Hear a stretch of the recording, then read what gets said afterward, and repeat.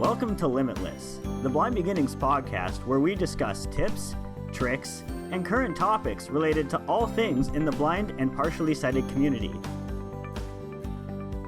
Now, it is my pleasure to introduce the founder of Blind Beginnings and your host, Shawn Marcellet, and whatever co-host is on this week. Now, here's your host, Shawn. Welcome back to Limitless, the Blind Beginnings podcast. I'm your host, Shawn Marcellet. Today, we're going to be talking about our youth leadership program at Blind Beginnings, which is one of, I would say, our most successful programs that started in 2010, so 10 years ago. And we've got two co-hosts this morning, Nika and Jinnie. Welcome, guys. Hi. Girls. Hello. And we also have Bridget, who is hopefully going to become a youth leader this year. Welcome, Bridget. Hello, everyone. I'd love to sort of explain to our listeners what the youth leadership program is. Jinnie, do you want to explain? Sure. So the youth leadership program starts off with a 3-day intensive training weekend. So we do things like public speaking training. We talk a little bit about that. We talk about self-advocacy. We talk about teamwork, communications, volunteering, why it's important. You can put it on your resume. We also have people come and stay in a hotel. And for some of us, I know for me, it was my first time doing that, especially alone. So it's also kind of, exposing you to a little bit more independence. So you're taking the SkyTrain, you're with a group, but you're still in that sort of place where you're able to kind of explore more. You're at restaurants, so you're ordering your own meals within a budget. So, talking to the waitress and ordering your food, that's public speaking. So you're doing that as well. And then we also do have some fun activities during the evenings. So it's not always super, work heavy.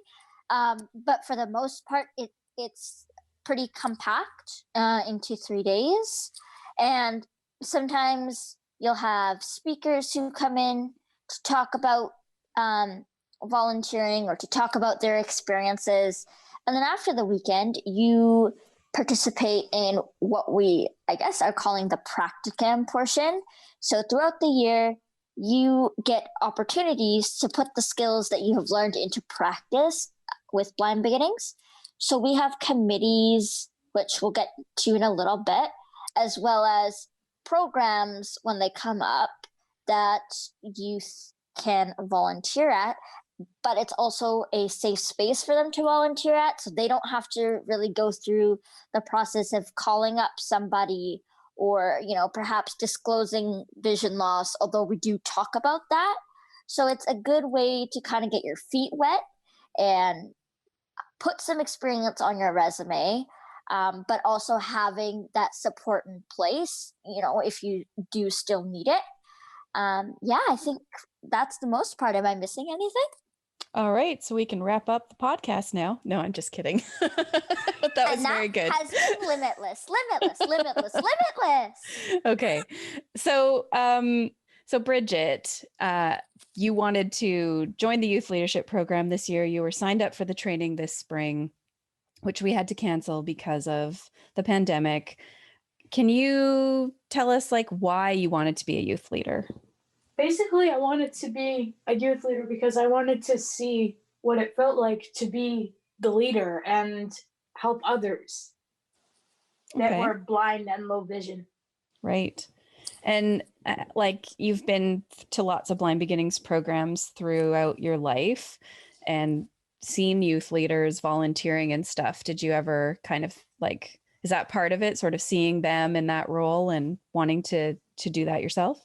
Yeah. Was there a specific instance or a specific event where you saw someone volunteer and you're like, oh, that seems really cool. I want to do that. Was there maybe a time you can think of, or it's just in general? Sometimes when I'd be at camp, the youth leaders would think of activities for us to do, and I wanted to be in that role. Yeah. Awesome. Nika, you volunteered at camp. Yeah, I did for 1 year. It was really fun. I remember there was this one family and I really connected with them, and I loved talking to their parents and their siblings and the child. Yeah. So the role when you volunteer at camp is to be a role model, obviously, but also to help out in the kitchen, to do the activities, to sort of show the younger kids that, what we're capable of, and maybe give them a sense that they could do that too. Yeah, it's pretty fun. I mean, I don't really know how much help I was in the kitchen. I was probably more of a hindrance, but I doubt that. I was curious, I mean, for both Nika and Jinnie, what your favorite memory of youth leadership training was? All of it. But all of it. Okay. But if you really are asking, was fun. Yeah, if you're really asking us to pick, I guess we can be, nitpicky. Yeah. Well, I because I'm still sort of working on how we're going to create this as an online program this fall. Like, I have a bit of a framework in mind, but maybe some of the pieces that you really enjoyed will be easier to incorporate online than others. Like, we did a mobility scavenger hunt through Metrotown Mall the last couple of years, which we can't really do that online, unfortunately. But if you said that was your favorite, I'd be like, that's going to be tough. So I'm just curious. I mean, sorry, go ahead. You go ahead. Okay, we're so polite on this podcast. So I say it for me, it was so much because when I became a youth leader, it was my very first time meeting so many blind people. I mean, I met blind people once a year at camp, and that was it. And camp was, the place that you just kind of had fun. And then all of a sudden, I was thrown full swing into this big weekend. So it was a little bit stressful, but in a good way. And I'd say my favorite parts were talking about things that my school didn't cover. So my school talked a lot about careers and volunteering, but the piece that only Blind Beginnings can do is how to disclose your vision loss, or how to volunteer when you have a visual impairment, or what volunteer positions can you hold, because sometimes when you're a teenager, you can't really go and work at McDonald's or your local Starbucks. The other thing I really enjoyed was self-advocacy. Again, I always knew I needed to advocate, but putting that into practice where you're not just thrown into the situation, you have people who are like, okay, I will go with you, or, this is how I've done it. Things like that was quite helpful. And along with that too, public speaking, because I feel like public speaking is for presentations, but I feel like also when you're advocating for yourself and you're talking in a volunteer interview or any sort of thing like that, you're always going to need that skill. So I understand that for some when you hear public speaking, it's just thinking about presentations, but you can use it in a variety of ways. So I found that all super helpful. So for me, my story was kind of a bit different because I was involved in Blind Beginnings for 3 or 4 years before doing the youth leadership training. And I think one of my favorite parts was we would kind of do little skits or kind of practical, like act out scenarios, which I found really helpful because I like to practice skills that I learn physically and actually, use it in a practical setting. And that was really fun. I think something else that was really eye-opening to me was actually learning about the unemployment rate of blind and visually impaired people for the first time, because, all my life, or at least starting from the age of 9 to 13, I would only be exposed to people who had low vision and who were blind and visually impaired who had jobs. So I always assumed that the unemployment rate would be the same. and I didn't know people who were unemployed. So actually learning that the unemployment rate was something like 75% or something was really shocking. Yeah.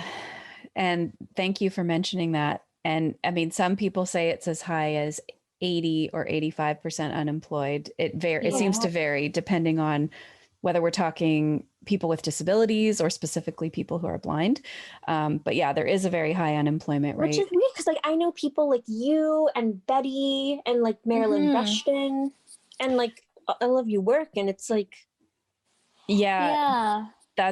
You're so, I think, fortunate that I mean, I didn't know anybody when I was growing up. When I found out that I was legally blind, I didn't know anyone who was blind. So I had never seen anybody blind in any position, that I came across. There was no one in my family.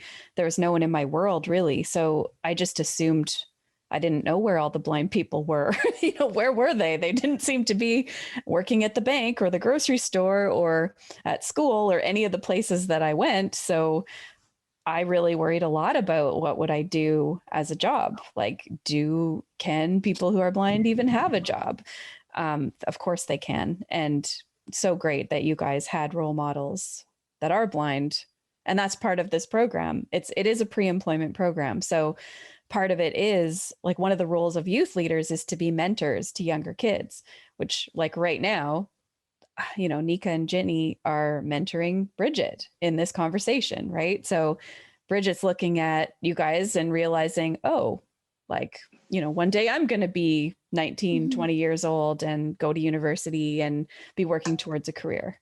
That's also like a really big part of it, like you said, Shawn, because like I said, when I came, it was the first time I met people who were blind. And yes, seeing all of you at once also, in my opinion, successful was like, oh my gosh, like I'm never going to get there. But when you have individual conversations with everybody, when you talk to people, it's like, oh my gosh, this person runs their own nonprofit, or this person works at a bank. Seeing that was just so like, it's a sense of reassurance. Yeah, it's a sense of reassurance that I can do that. And I remember like the first dinner meal we had was at White Spot, and I remember I was sitting across from Shawn, and I just kept asking her question after question after question during her meal, because I was just so intrigued about like how like you could do something like that. And I think having a place to ask questions was also my favorite part of the weekend, because you can't really do that anywhere else. Mm-hmm. So Bridget, have you thought much about what kind of job you want to do when you grow up? Yeah, I really want to be a musician. Okay, cool. And do you have any concerns about how you're going to do that? Like, I have a couple concerns. Like, for example, I'm gigging in a band and no one offers to help me. And I don't know my way around this place. So I'm like, with my cane, I'm like, whoa. Right. Yeah. So that self-advocacy part might be really helpful for you. Just learning how to ask for help, how to ask for what you need when nobody does offer, right? Mm-hmm. Cool. Like asking for help, like I'm worried. I asked for help and one of the band members are like, no, I'm already standing at my instrument. So dealing with that, like, Shawn, how we talk about on the weekends, like advocating, but then also kind of dealing with if someone kind of pushes back, because I know like that was my biggest worry was, yes, we can advocate, we can say, hey, we need this, but doesn't mean, that's just, then you automatically get it, kind of going through the whole process of it too. Mm-hmm. Yeah. Like there's lots of different scenarios, you could ask and somebody's just like overly willing, and you could also ask and somebody just flat out says no. So, I had a lot of those. Yeah. So learning how to navigate those situations, and also like how to ask for help without people feeling burdened, like picking the moment, right? If I'm out in a group socially, and I mean, this is kind of this happens a lot, and I have to go to the bathroom. I was going to say, that's the same with me. I'll wait until somebody who is sighted or actually not necessarily sighted, but until somebody else says that they're going to the bathroom, before I'll just say, oh, can I come along? Rather than asking somebody to take me to the bathroom when clearly they don't have to go, right? So that's just like a way of getting the help that you need, but maybe not putting people out. Now, obviously, if I was bursting, I would ask. I also do the thing though too, where I'm like, hey, I'm going to the bathroom. Anybody want to come? So it looks like I'm kind of leading it along with something like, you know, like, well, and if want to join? Another thing that's really big is like, when like we go to school trips on like Europe, we would be in restaurants that are like buffet style, and I'd be like, I want seconds. How do I get seconds? Does anyone want to help me, please? Right. And again, buffets are a struggle.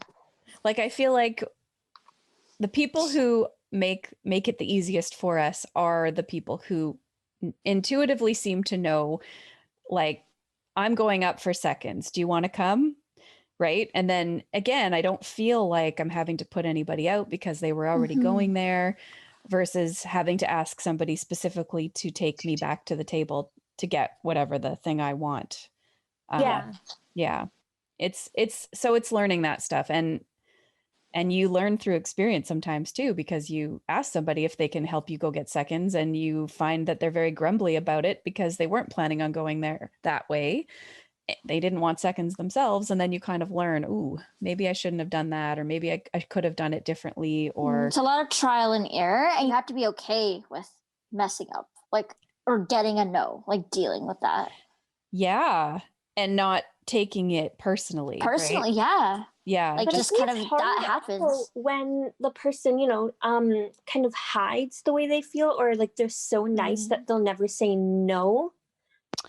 Like, and I had to, like, and then my EA, like, on a trip would be like, oh, like, you know, stop asking her for help. Like, she's really nice and she'll never say no. And I'm like, oh my God, I never thought of that before. So finding your own balance, like when to advocate too, I think is very important. So learning, is this a situation I need to advocate in, or is this, are we going on a completely different tangent? I'm just trying to follow this whole podcast thing. I'm just trying to do the whole talk thing. No, I think it's good. I think it's important. Yeah, these are the kinds of things that we talk about in the youth leadership program. It's not a simple like menu of like, in this scenario, you do this and this will happen. Not necessarily, right? We're all human and we will react differently. And the situation of the person who says yes always, but then maybe resents us later because they say yes always. Well, partly that's about them needing to say no, but it's also maybe about us giving them permission to say no, right? So like, please let me know if I'm asking for too much. I really want you to tell me if I ask you to do something and you don't want to do it, it's totally okay to say no. I'll figure out another way. So Jinnie mentioned after the training weekend, the practicum component of the program, and we have many active youth leaders that are still in the program and have been for many years. In fact, some of the youth leaders who attended the 2010 program are still in the program. They're kind of reaching the no more youth age, but they're still helping out and volunteering. And we've done some pretty awesome projects over the years. One of my favorites, I think, was our flash mob. Yes. Oh, yeah. Yes, definitely one of my favorites too. Bridget, were you in the flash mob with us? Yes. Right. Awesome. So how was that for you? It was great. And my favorite part was the rewind. So just for our listeners, I don't even remember, was it 2015, we did a flash mob in Metrotown Mall, and Metrotown, for all those listeners outside of BC, is the biggest mall in British Columbia.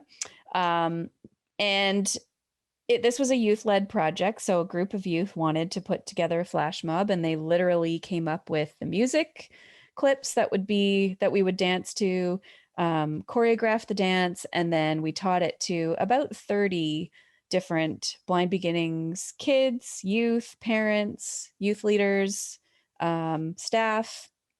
And then we incorporated our white canes into the dance, which I thought was really empowering and awesome. And it was so fun. We drummed to one of the songs with our White Kings. That's right. Yeah. Yes, we did. It was really cool. And it was a project that probably took a year from beginning to end. I was going to say, it was. Yeah.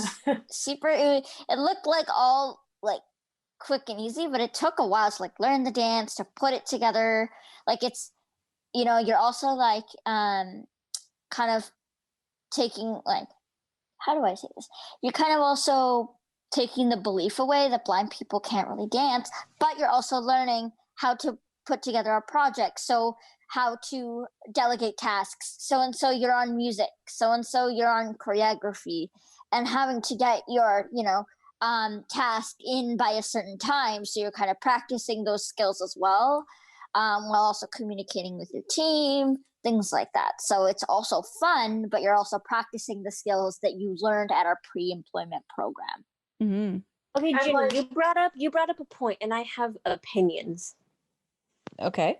So what you said about blind people not being able to dance and that kind of stereotype, that actually, like for me, before I joined a dance studio, Blind Beginnings literally gave me the first opportunity to ever dance in public, which is something that I always wanted to do. So that's why the flash mob is probably one of the most like incredible things I've ever done for self-confidence. And I'm really, really passionate about it because, again, like since the age of 5, and then I was 14 when I did the flash mob, I've always wanted to dance. And that's kind of the gateway that got me into it. And then what the flash mob taught some people was, some people say to me, how can you do this? You're blind and stuff like that. Mm-hmm. And then I guess the flash mob taught the people in the mall that didn't know that blind people could dance, blind people could play music. Exactly. Yeah. I mean, I love the teamwork that was required to put that whole event together, but it's always way more motivating for me to sort of take on a project that is also going to educate the public about how capable we are and just change their perceptions, right? Because I mean, dancing is hard when you can't see, not because you can't dance. Of course you can move your body, but it's because you don't know what everyone else is doing. You know, when you think about like going to a school dance, the horror.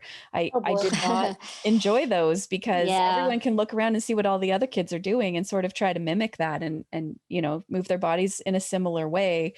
And I could never see what everyone else was doing. And I always felt super insecure about dancing. So the kind of dancing like the flash mob where we're like memorizing a series of steps and everybody's doing the same thing, that's my kind of dance. Yeah. And then you're all doing it at the same time because you can hear the music and you know what music comes where. So yeah. But that's awesome, Nika. That made me smile really big that it had that impact on you, and then you went on to do dance, right? Yeah, I did. Yeah, cool. What's been your favorite project, Jinnie? You're really going to make me pick again, but fine. Seriously, like I can't. Like there's too many. Okay, there's the flash mob. There's our podcast. Podcast. There's our craft committee. There's our news committee.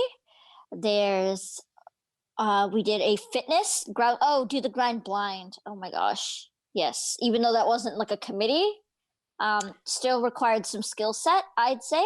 And definitely a lot of advocacy, communication with your guides. So I loved that.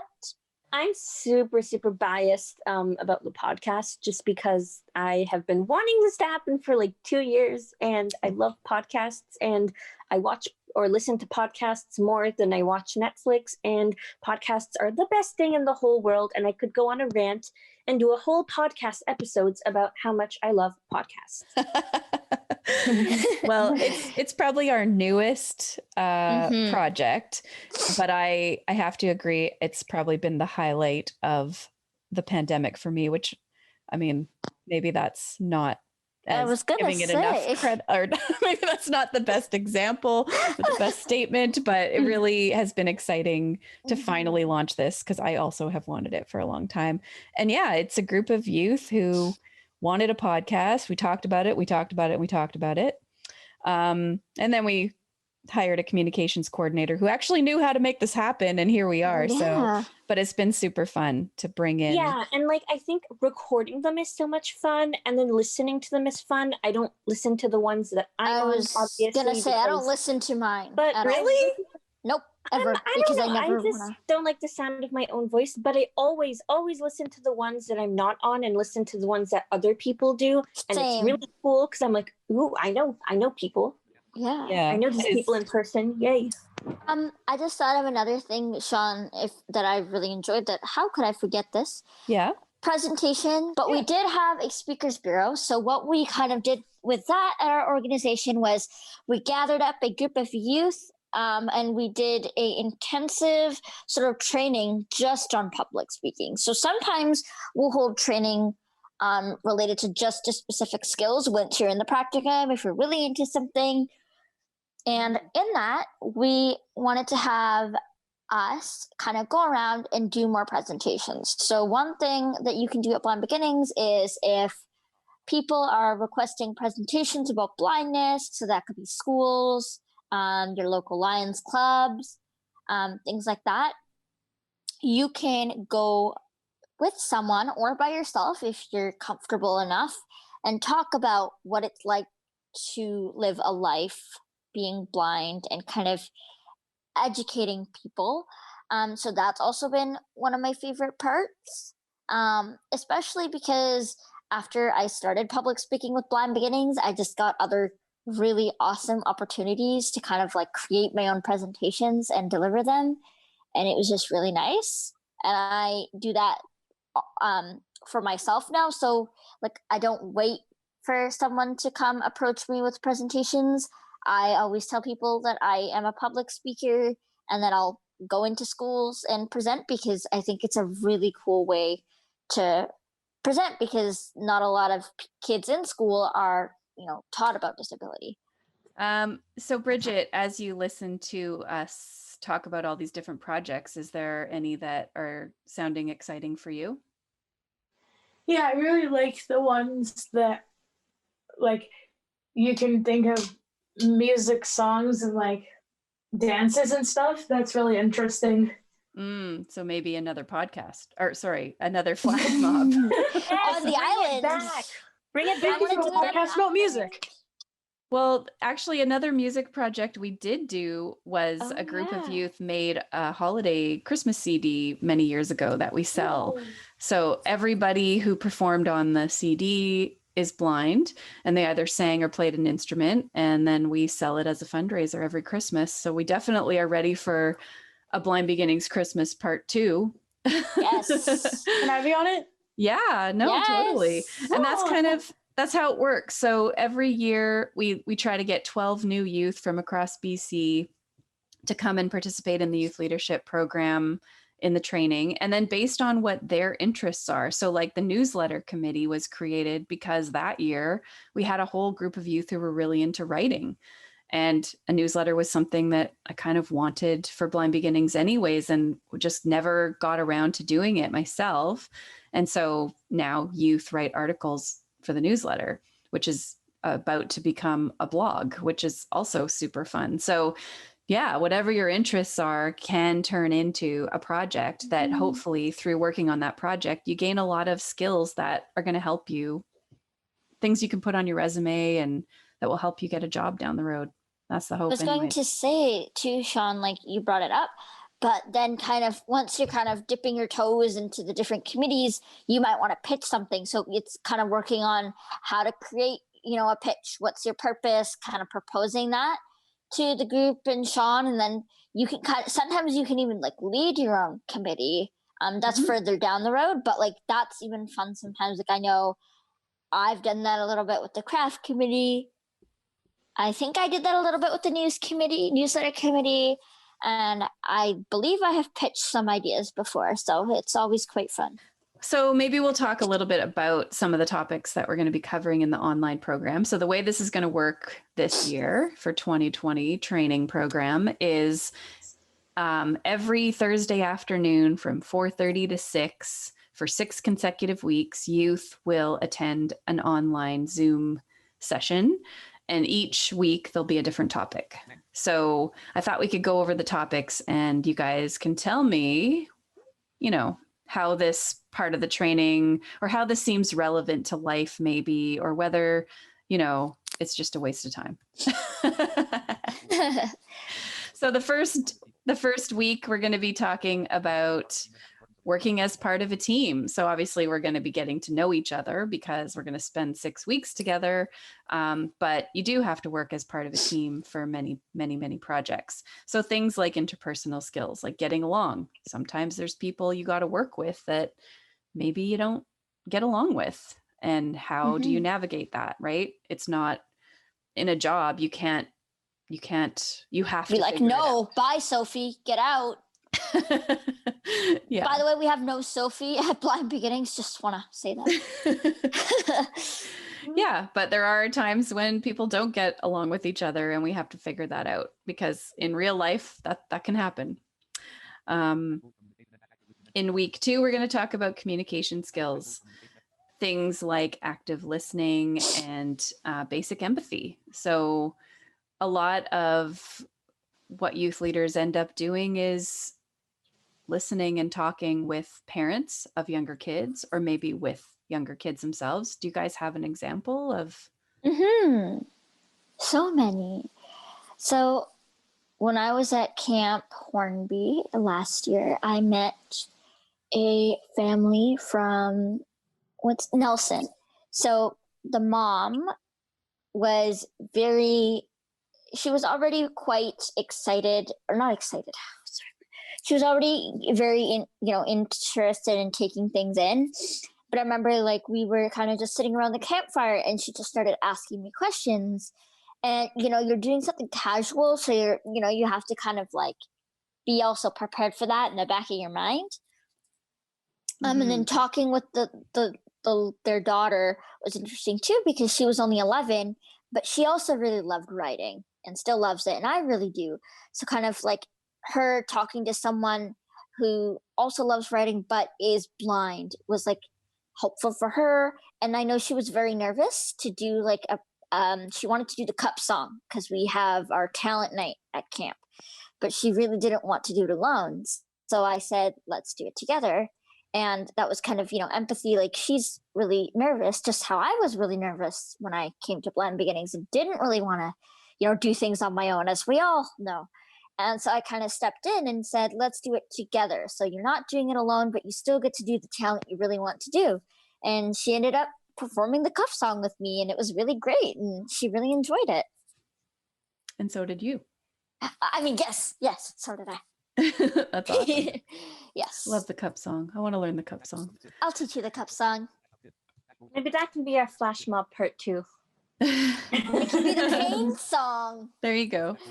And okay, so back to the training. We're going to talk about self-advocacy. That's a whole session. And we already kind of talked about that earlier in this conversation.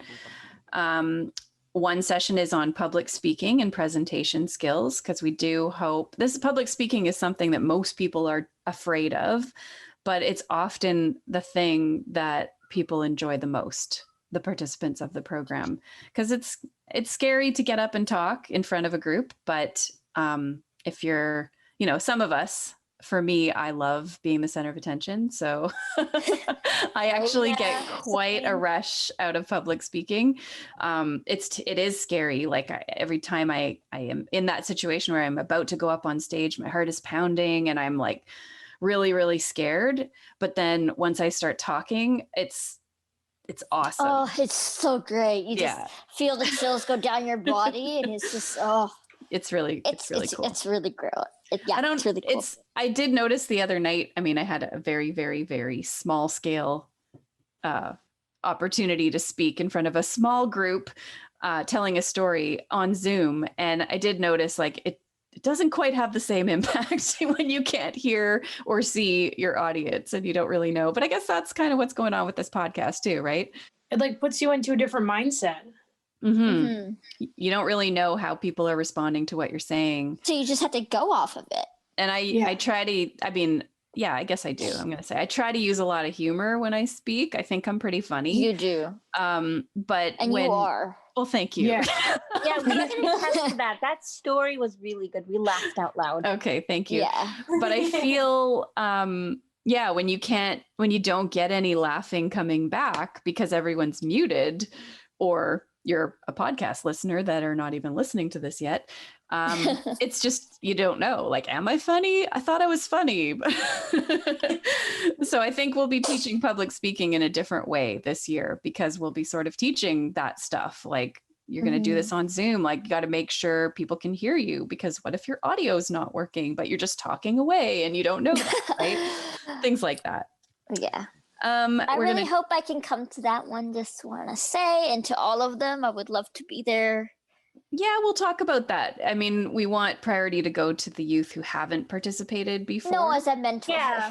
Yes, but I definitely think some of you, and that there's another role once you are an established youth leader, that you do volunteer in. I like to have youth leaders volunteering in all of our programs, because I think it's just really beneficial for the youth in the program to, sure, they can learn a lot from me, but I'm a lot older, and well, not a lot older. I mean, let's not get carried away here. What are you saying? How older are you? But somebody in their, late teens, early 30. Thank you. Yeah, we'll go with that.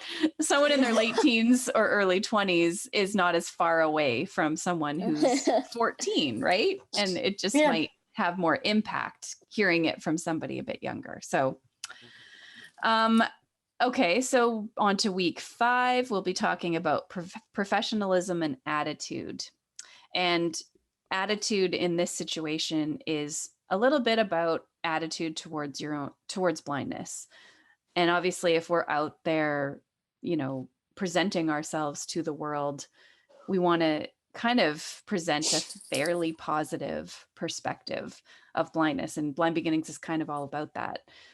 So we'll be talking about our no limits philosophy and sort of the impact of like showing people that when they start to also see blindness in a more positive light, how much easier it is for us to participate. Inspire a world where seeing things differently inspires limitless possibilities. Yes. You didn't quite get that, but envision a world where seeing things differently inspires limitless possibilities. Right. Yes. I think it's hilarious that you're spouting off little sound bites through this whole podcast. You've given our website, now you've given our vision. You're like, just Limitless. sprinkling it out there. Yeah, you're like limitless. a commercial that I didn't have to pay for. Okay. I love doing that stuff. So if you need it, I'm happy to. I got Me that. too. Okay, good. All right. So we're already public speakers. Yeah. Yeah. Good going, Bridget. And then finally, we'll be talking about the benefits of volunteering and then all the volunteer opportunities throughout Blind Beginnings. So the hope is that once you've done the training, and if you attend all 6 training sessions, you must participate in all 6, but if you do, you automatically become a youth leader. And then we hope that you start getting involved in these projects and volunteering throughout the year. And Blind Beginnings is a place to get that practice, that volunteer practice. And then we'll also encourage you to look at volunteering outside of Blind Beginnings as well. Because really, like, the best way, if you're a teenager, I mean, when I was a teenager, my sister, who's sighted, worked at McDonald's, but that wasn't going to work for me. And so my part-time job through high school was cleaning my grandma's apartment, babysitting, and I taught piano to beginners. And so it was just like, little dribs and drabs of money here and there, which was okay. Like it was something, but none of those things really helped me later on get a job.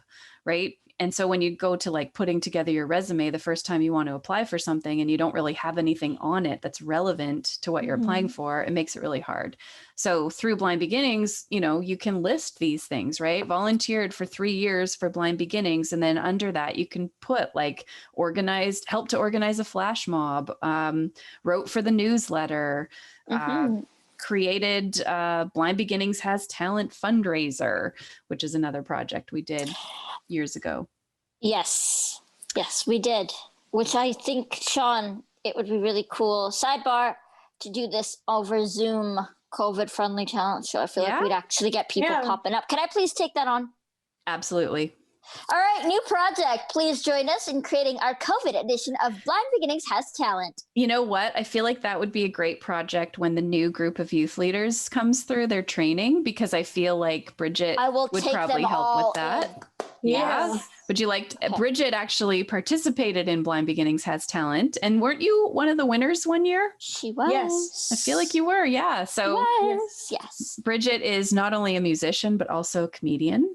Oh yeah. She did a stand-up routine for us when she was much younger, but she also played the piano and sang. And so that would be a cool project if you're interested in music and performing, that we could create like an online concert as a fundraiser. I was 10 years old back then. Wow. You were. I actually specifically remember when you did your comedy routine, the first thing you said was, "Tonight I am going to perform 11 jokes." Yeah. And I just found that hilarious. Like the exact I was so annoying back then. No, you were so funny. You were adorable. You're still funny. It's great. Nice. I love it. So she's already signed up for one committee, Shawn. Sign her up. Yeah, I love it. So Bridget, do you have any questions about becoming a youth leader or the training or the projects, anything? If we do a project like based on a flash mob or something, and you come up with music, how can you layer it in? Oh, that's like a technical question. Like at the time, we'll talk about that later. And editing. So, I mean, we do sort of have a technology group amongst we used to have a technology committee, and it kind of died.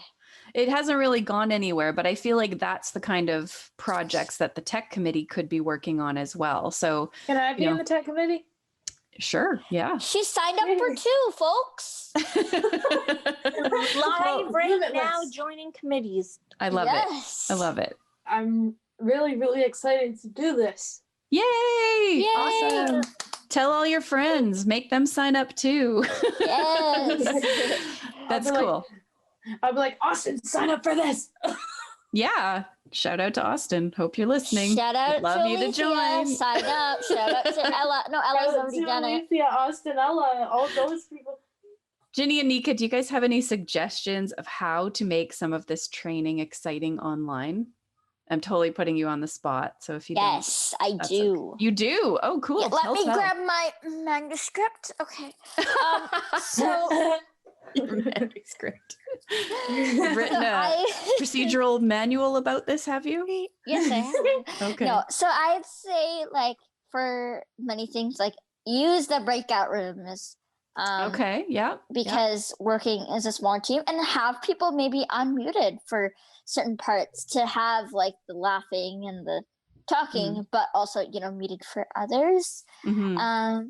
And also I'd say kind of maybe because it's more online, you don't really have time to know people. Schedule in, I don't know if you can, just something for like a games thing or one-on-one kind of pairing somebody up with someone so they get to know each other. Because I feel like online, it's very hard. Yeah, that's a great idea. Those are great suggestions. I mean, I guess like maybe it might help. Like I know with the ILS workshop, we kind of did like an icebreaker at the beginning. So like maybe kind of something like kind of sandwich it, like do a little icebreaker at the beginning and then like a fun, like share how this was, kind of like little ending kind of game at the end. Right. Yes. I think we will also spend a lot more time in the first session doing icebreakers and get to know you activities, because that's I like think related to interpersonal skills. Yeah, totally. But also like some of the topics, if you aren't comfortable and relaxed, it's harder to really be open. If you're talking about even advocacy, self-advocacy, and like, conversations about social situations that have gone wrong and how you could do them better, like sharing that stuff can be scary for people, especially to a group that they don't know really well, right? So maybe a charter. Yeah, definitely. We'll do that. I think breakout rooms definitely could work for like role play practice scenarios. Yeah, one-on-one. Welcome to your interview.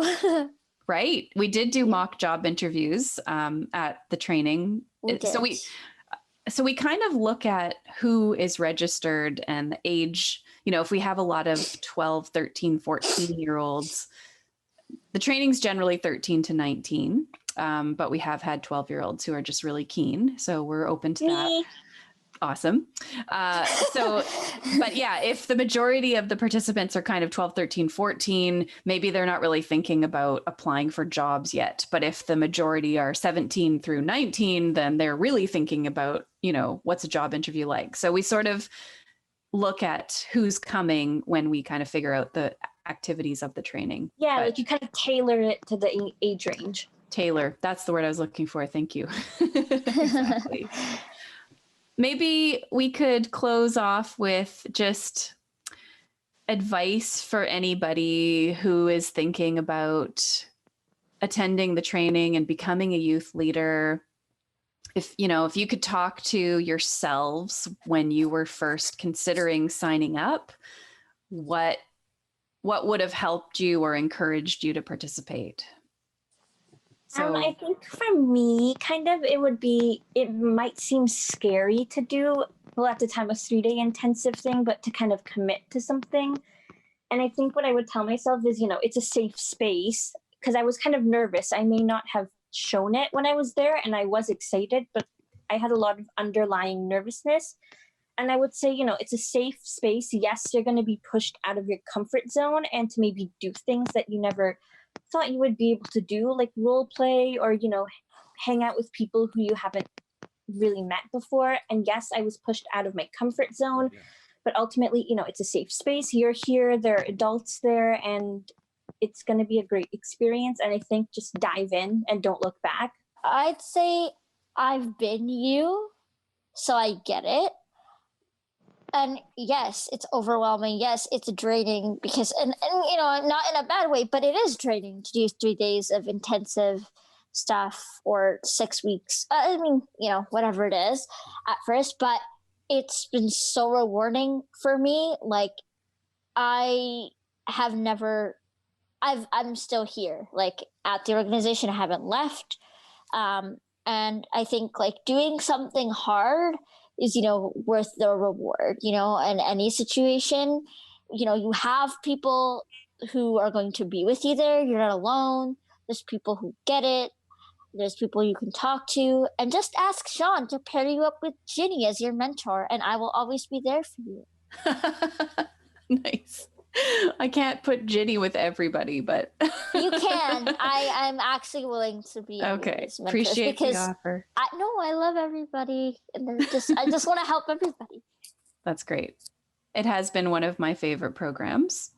It's super fun every year. I'm sad that we can't do it in person this year, but I think this online program is going to be fun. We're going to make it work, and we're ready for some new youth to join, and maybe this is the year. So in the past, you had to come to Vancouver for 3 days. And if you live outside of Vancouver, maybe that was taking an airplane for the first time or going on the ferry without your parents, which could be pretty intimidating. For some people, staying in a hotel without their families is scary. So that piece is not part of the program this year. So, if those things freak you out a little bit, make you a little nervous, this is the year to sign up, because you don't have to leave your house, but you're still going to learn a lot of important skills and meet some cool people and get involved in an awesome program and organization, if I do say so myself. It's an awesome organization. Please get involved. So the youth leadership training starts on Thursday, September 17th. So please register. If you have any questions about the program, you can email me directly, Shawn, SHAWN, @blindbeginnings.ca. Thank you so much, all of you, for being here today. Thanks, Bridget, for joining us.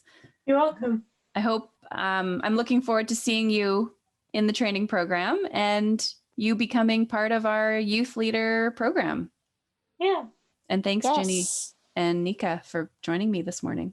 No problem. It was fun. And Bridget, I can't wait to prepare the talent show with you and any others who are interested. Signed up for 2 committees. We made progress. Yes, we did. Me too. All right. Well, thanks for listening, everybody. Thanks for being here, you guys. This has been a fun conversation. You've been listening to Limitless, the Blind Beginnings podcast. I'm your host, Shawn Marcellet. Please join us again next time. For more information on Blind Beginnings and its mission to inspire and support children and youth who are blind or partially sighted and their families, visit www.blindbeginnings.ca.